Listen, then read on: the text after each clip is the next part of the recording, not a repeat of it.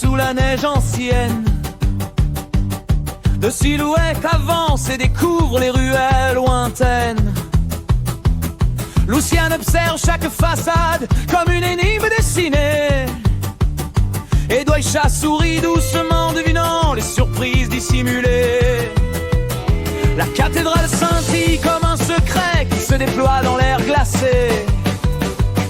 Et leur pas résonne en cadence dans l'avenue illuminée.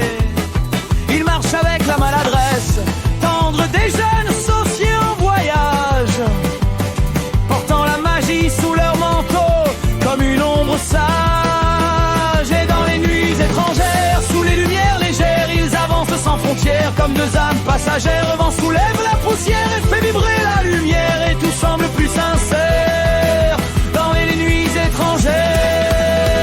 Dans les nuits étrangères, leurs pas deviennent prières, comme si chaque pierre éclairait leur manière d'être fier. Le monde paraît moins sévère sous ces nuits étrangères.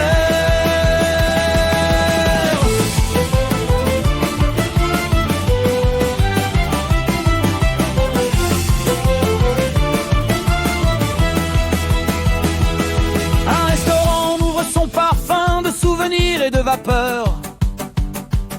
Doisha présente un plat ancien qui réchauffe le cœur.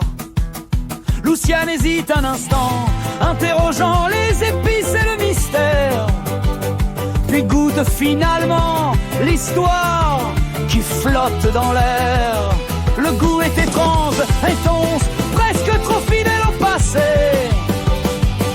Mais il sourit étonné sous le regard attendri de sa camarade apaisée. On dirait que la table devient un théâtre pour leur innocence, et que chaque bouchée raconte une trace de leur naissance. Et dans les nuits étrangères, sous les lumières légères, ils avancent sans frontières comme deux âmes passagères. Le vent soulève la poussière et fait vibrer la lumière, et tout semble plus sincère dans les nuits étrangères.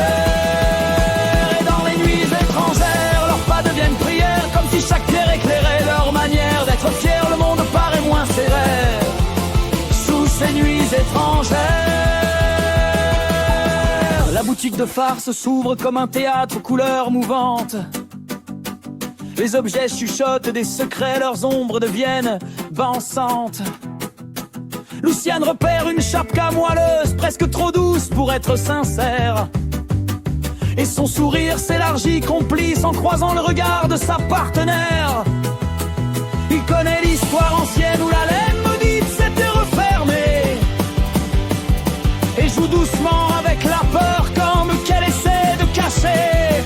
Doisha s'approche partagée entre rire nerveux et méfiance légère. Ses doigts frôlent la matière comme pour sentir s'il reste un légèrement sévère. Mais la chapka reste inoffensive, docile, presque fière.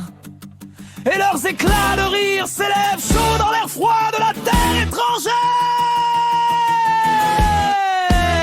Et dans les nuits étrangères, sous les